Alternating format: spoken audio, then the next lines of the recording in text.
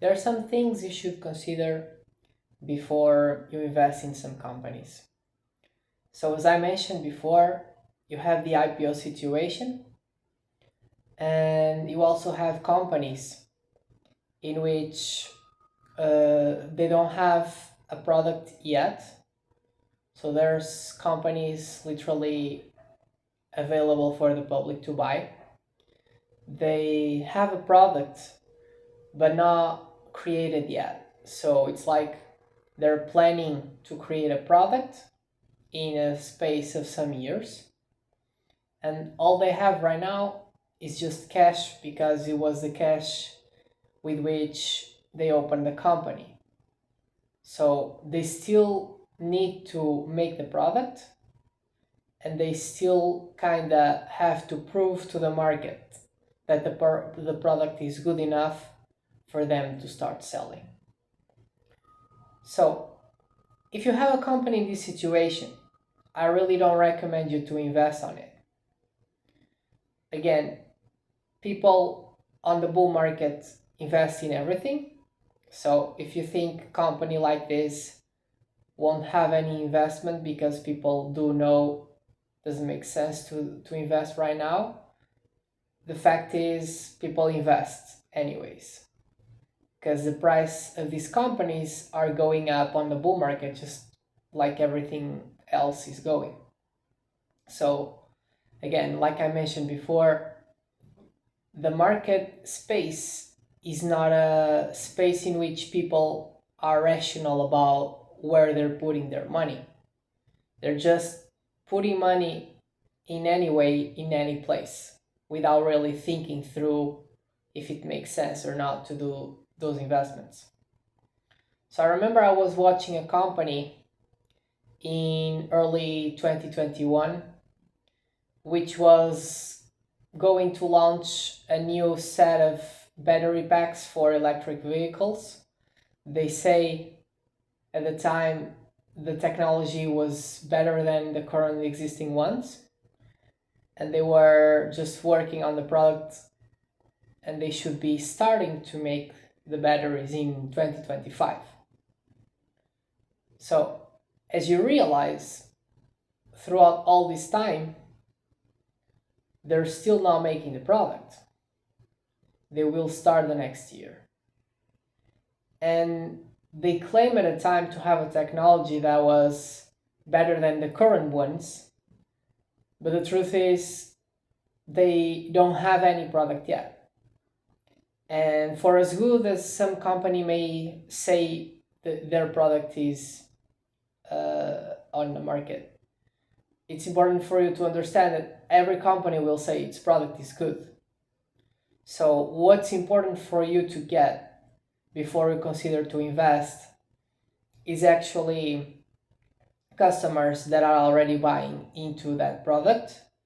And if you can get feedback of the customers, like for example, you can have information around what the customers are feeling about the product, or if the product is gaining traction or not, because traction also kind of lets you know that the product should be good.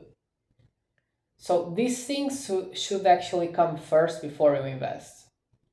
So don't try to rush into an investment because you're thinking you're getting in early. The truth is, as long as the companies are set up on the public markets, most of the investors that were able to get money before are just looking to sell. So the thing of you getting in early, it's not really what matters the most. Because in fact, you can be getting in today, but you can have a better price to get in 2 years. It really depends on the economic dynamics that are implemented at the time. And they tend to launch on the bull markets, which is a time in which the prices are higher.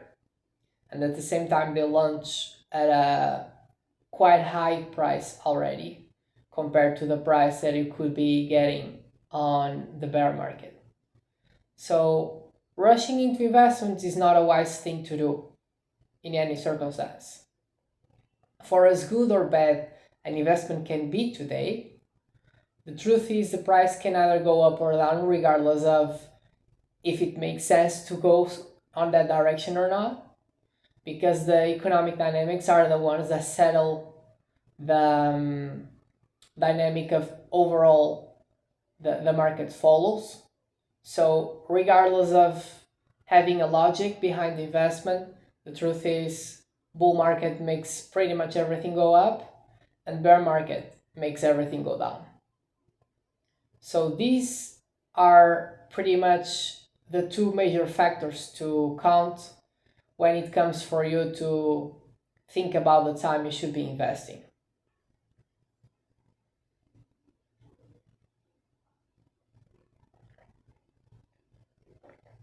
So for example, let's say I'm finding good companies right now that I didn't invest and I see them as being good investments.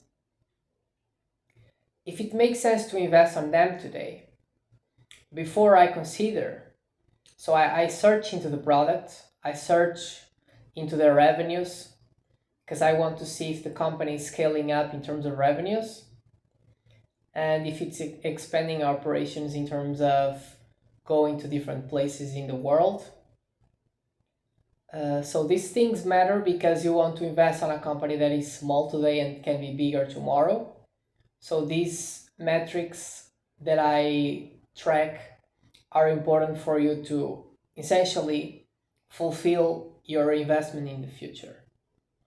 So if you have a company doing well, but they're not really expanding operations and the revenue is not growing that much, maybe it's not as good to invest on that company because that could mean that in a space of some years, the company can be kind of as big as it is today or just a little bit more, nothing really relevant. Another thing that is important is like you can have a company that is not really expanding throughout the world, but is expanding in their local place. So you can be incremental revenues, even if the company doesn't expand to other parts of the world, but they're just looking to expand inside a particular space. Let's say they're in the United States, they're just focusing on getting people there, or they're in Europe, they're just focusing on some countries in which they have around. So as long as revenues grow on significant terms, if the company is small, it should be a investment to consider for the future. But essentially, you want to at some point see that the company is actually expanding over other parts of the world for you to effectively know that in the future they will be bigger.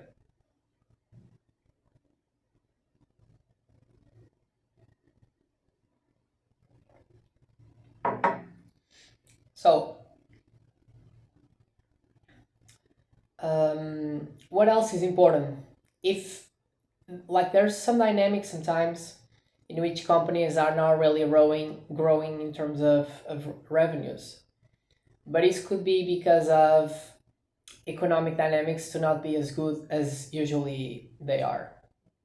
So for example, can be invested on a company has been growing well, but because dynamics today are not as good, you may potentially have the company to not expand in terms of revenues and operations in like pretty much global scale. So it could be having a company actually just trying to manage to stay still on those times because effectively they don't have the same access to cash flow that they used to have on the bull market because it's just tougher to raise cash and get more cash into the companies when economic dynamics are not as good. At the same time, the sales should decrease on these periods because there's less money overall. So they kind of set themselves back as pretty much the overall dynamic is just the same way. But as long as this matches the dynamic that is implemented, it's okay. Because, you know, you will have these times, and pretty much every company will suffer from this at some point. But as long as your company is struggling, pretty much because of the global dynamics, it's okay for you to stay on the investment. Okay, so there's people and there's the media kind of pressuring people saying this company is struggling because of this, because of that, they're not growing anymore. If economic dynamics don't actually allow companies to do well for a relative extended period of time, let's say it could be 2 years, 3 years in which they're kind of struggling. Um, I mean, as long as they're just following the global dynamic, it's not a huge concern unless you have actually big decreases in revenue, like big enough to threaten the company itself to actually go bankrupt. Again, overall, this is not used to happen. It's not a usual thing that you will see. What you see is like a, a company that is not growing on those moments, not expanding operations, just managing their own costs to actually stay still. And then when better dynamics come, they keep expanding, they keep growing. So again, it's important to just cross a lot of things, as you may see, to understand actually the spot that your investments are. But again, don't think you have the money at the risk. Remember, before you invested in the companies, before you knew how the money worked, things could be different in your head. But as you understand that the certainty we have is that the money is losing value over time. If you don't invest the money, it means you're just losing purchase power over time. So people with a lot of money, they do know this. They don't have cash. All the cash they usually have is to allow their companies to have a healthy balance sheet and allow themselves to live a lifestyle in the means that they need, which means essentially they're just maintaining things on a healthy state, and the rest of the money they have is going back to being invested. So there's people investing all the time a lot of money into the markets. That's why you see the markets going up throughout the years, because if you don't invest the money and you have too much, it means you're just losing money over time. So you actually get no choice but to invest the money, because you do know money value keeps going down. So there's no other way. Even if at some point you can have economic dynamics that are just making your investments to go down in value, that's something you may not be able to control. What you can know is on the long term, things should be going up. And if you stay in cash, over the long term, things are for sure going down. So again, this really changes the way you can see the things overall, as long as you understand these dynamics, because most people don't know that indeed the money is losing value over the past century. It's not even a new thing anymore. And it's funny because when I got information, like a good amount of information, to get a good understanding around how money effectively works, I was very surprised to understand that money is going down in value throughout the past 100 years. Because in my head would be like, I mean, how can people not actually understand this? Because it's obvious, you know, it's actually very obvious. What you see is the price of everything going up. That's because the money you have is losing value. And essentially, you can only track the value of the money if you measure against something that you want to buy. Because if you don't measure against it, you think €1 today is the same as €1 10 years ago. But if you measure against anything you want to buy, you will see that everything you wanted 10 years ago was cheaper. So you can either think it's the price of everything going up, but the truth is it's because the value of the money is going down.